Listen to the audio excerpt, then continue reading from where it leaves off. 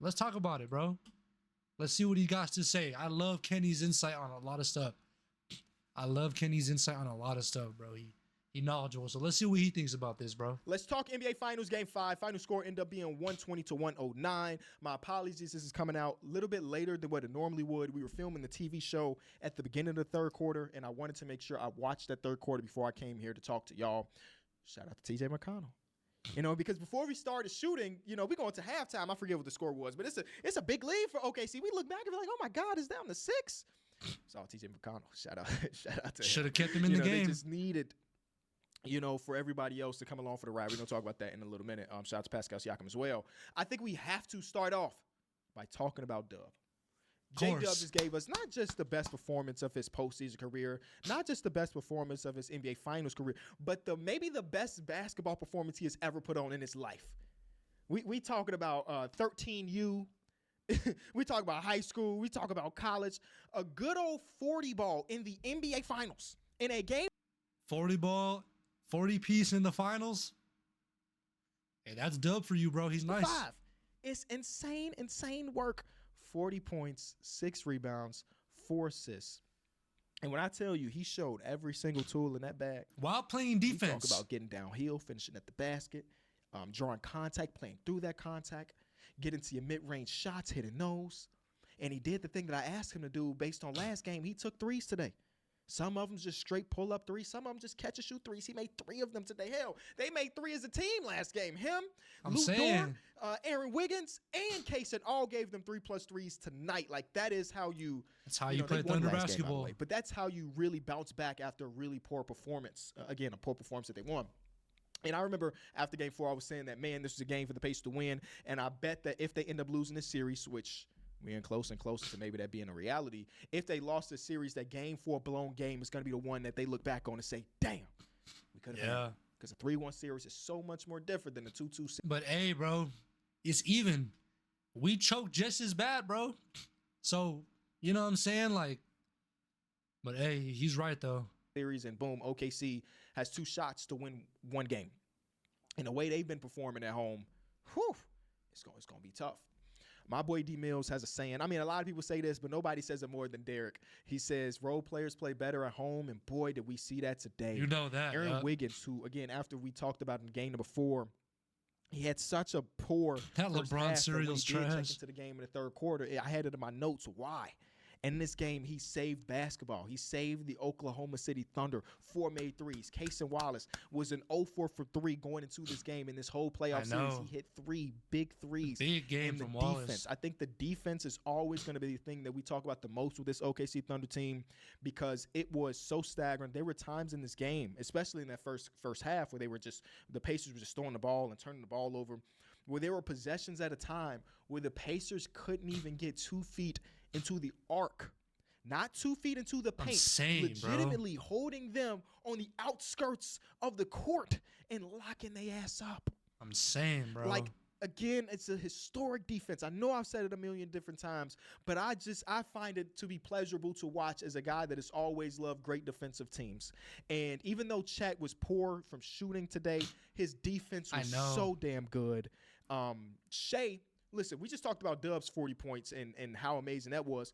That 40 points was so loud and so electric that Shea having 31-10 and 6 stocks, nobody cares. I'm saying, bro. The MVP of the league just had a 30-point game because Dub played that good as well. So, again, even though combined Chet for didn't have a 70 great offensive game, all of our big three young players that we... And they were both responsible for 103 points. Ridiculous. Believe in the most, swung this game. And that's scary stuff.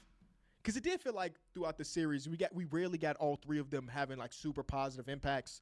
Again, the Chet scoring was dreadful today. I don't know what the hell has happened to him since he's come back from his injury. Regardless, the offense wasn't really there, but like he held it down. I mean, even playing at the level, playing through switches, which is something they did a lot in this game compared to some like the first 3 games. They found that, down the stretch in game number 4, and they went to it quite a bit in this one. Isaiah Hartenstein's playmaking, I mentioned it before. It's just such a luxury to have on this team that just last game had, 11, 10 assists total. They ended today's game with 24. The ball was moving, and Shea's 10 assists was a loud one, if you ask me, because, one of the criticisms that I have about these two guys, J-Dub and Shea, and it's a small criticism because they're so damn electric and so damn good, is that in times it does feel like, it's your turn to do it? I bet. I chill. It's your turn to do it? I bet. I chill. Kind Of Shea's 10 assists, 3 of them went to Dub.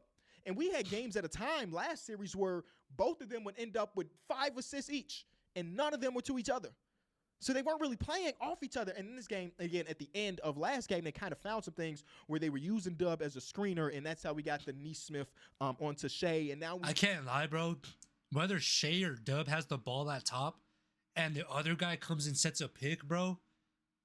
That pick and roll is see them nasty. playing a little bit more in tandem in this game 5. I thought it was great. And I can't help but to say that this feels, again, you got to win one more game. So I don't want to be premature because the Pacers have showed us that this is a team that competes better than almost anybody in basketball. But damn, it's hard for me to believe that the Pacers can beat this OKC team twice back-to-back. I did just have to go look it up. The OKC Thunder have lost back-to-back games twice this season. One of them was just at the end of the year to the Lakers and the Houston Rockets, and one of them was earlier into the season, which I forget what those teams were. But, that's not a lot. They've played over 100 games so far this season. They played 100 games, and they've lost back-to-back games 2 times. That's uphill battle. Let's talk about the other side of things for the Indiana Pacers. I think Pascal Siakam was so amazing in that fourth quarter. One of the criticisms we had about them when they blew that lead in Game 4 was that P. Skills didn't touch the ball. I think he took 1 shot attempt. He had 2 total touches in the entire fourth quarter. That's just not the way you're going to win this game because he is their best offensive score, I guess, is the best way we can really put it. And Pascal in that mid-post area, as they continue to get the game closer, Pascal Siakam played a huge part in that. But the conversation is obviously going to be about our boy Tyrese Halliburton. And I'm watching this game, and I'm thinking about it. I'm thinking about it quite a bit. He finished this game with 4 total points, 6 assists, 7 rebounds, 3 turnovers, 3 fouls. See, and that's what I'm saying, bro. Tyrese can't do that, bro. Even before he got that little injury, bro. If you're gonna be classified as a superstar, bro, no superstar ever does that, bro. But Tyrese does it every other game. You know what I'm saying? Shea's never gonna have a game where he drops 4 on no made field goals ever. You know what I'm saying? Steph never gonna do that. Luka never gonna do that. Brunson will never do that, bro. You know what I'm saying? But and that's why they voted him as most overrated because stuff like that. That's the final box score. For Indy to have a chance, bro, he's got to do that 20 and 10 stat he has. He's got to get 20 plus points and at least 10 assists. He's going to have to. 0 field goals, 4 for 4 from the free throw line. And I'm thinking about it. I think Tyrese Halliburton's biggest superpower at times is also his kryptonite. And what do I mean by that? Even though, this he's just too passive sometimes. Let me look and see how many total turnovers Tyrese has had in this series. Tyrese Halliburton is one of the best. There was one shot. He was at the right wing. He could have shot it, bro. It was wide open. Made the extra pass to the corner, and the guy had to dribble it back out. Tyrese can't do that, bro. He can score. Those games that he was busting our ass, at some points he was 8 for 12 from the field, hitting every shot, going those little long ass layups he does. He hits those. He's got to do that more, bro, for them to have a shot. Assist to turnover players that we have in today's He's basketball. Not the star people say he is. I don't know the exact stats. He is a guy. See, that's what I'm saying. I don't think he's a Shea or a Luka or a LeBron. You know what I'm saying? I don't think he's like that. But he can get it done, though. He's shown it. He's he's in that B tier star category. He's not top 10, but he's you know what I'm talking about? He's like a Paul George. You know what I'm saying? When Paul George was nice, he's an 11 through 20 guy. And can those guys win you a chip? The Pacers are nice, though, bro. I can't hate. But he has to, like I said, he's got to have a 20 and 10 game. Has to. He rarely turns the ball over. So far in the series, it's been hell. It's been 3 turnovers, 5 turnovers, 4 turnovers, 5 turnovers in these games. And I would assume, and then tonight he ended up with 3. I would assume that's the most turnovers he's ever seen and ever had in a 5-game stretch. But before he went against this defense that is just so damn good, his biggest superpower is that he didn't turn the ball over. We talk about, the entirety of this playoff run is like him not turning the ball over and him having the ball so much just means that we're getting a shot on rim more likely than not, and we're going to finish with a lot of attempts. That's a credit to our defense, though, bro.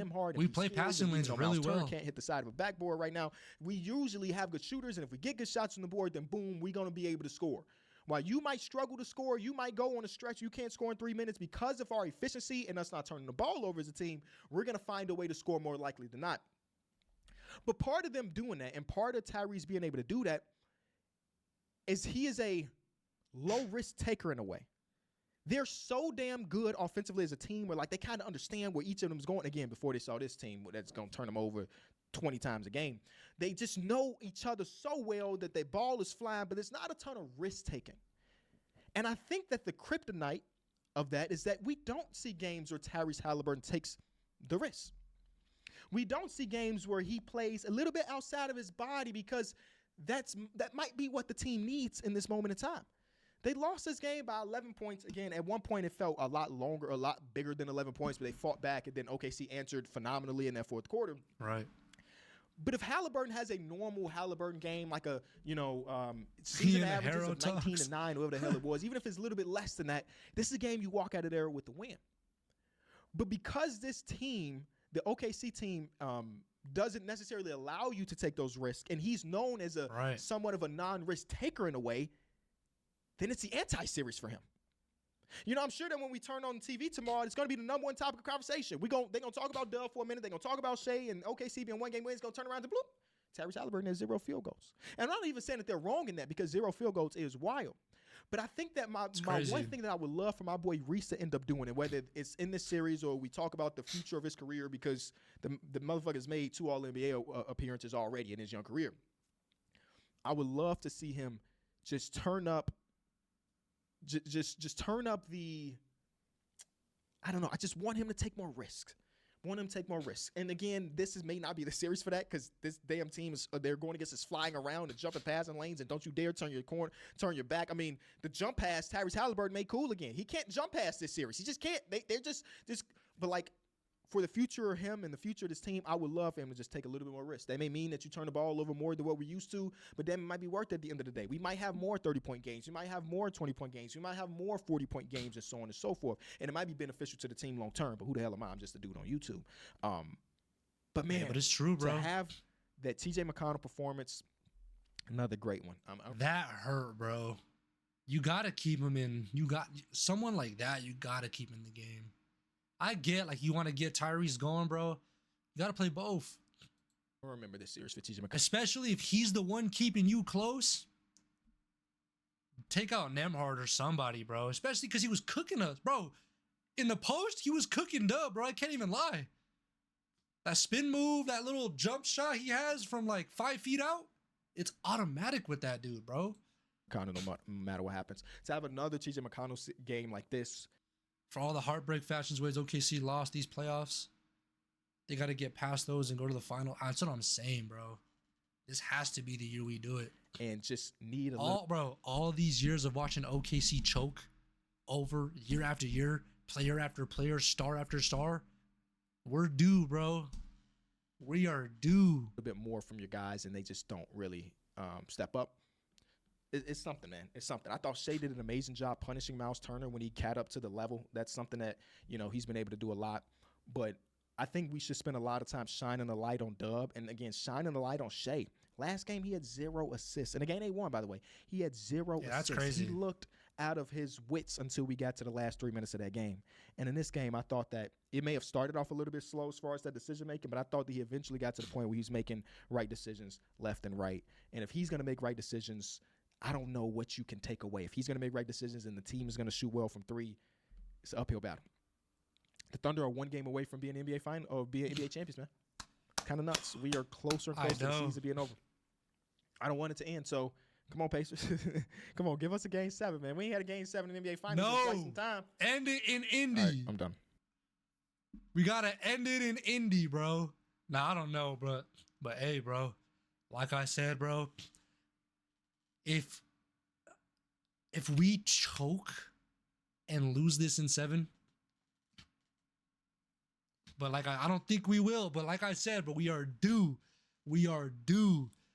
We went through all the choking with Westbrook and KD, blowing 3-1s to Golden State, losing in the playoffs to Dallas, Memphis, all these guys, bro. And then losing KD, bro. And then going and getting Paul George and Carmelo, and then losing to Portland, losing to Utah, losing to Houston twice. All these chokes, bro. And then not making the playoffs. Bro, we are due. We are due. Come on, OKC. Y'all got it, bro. Whether it's in Indy or in OKC, we got to do this, bro. Finally, we win this. I'm crying. I'm crying. We need this. Let's get it. I believe in this team, bro. We got to win this.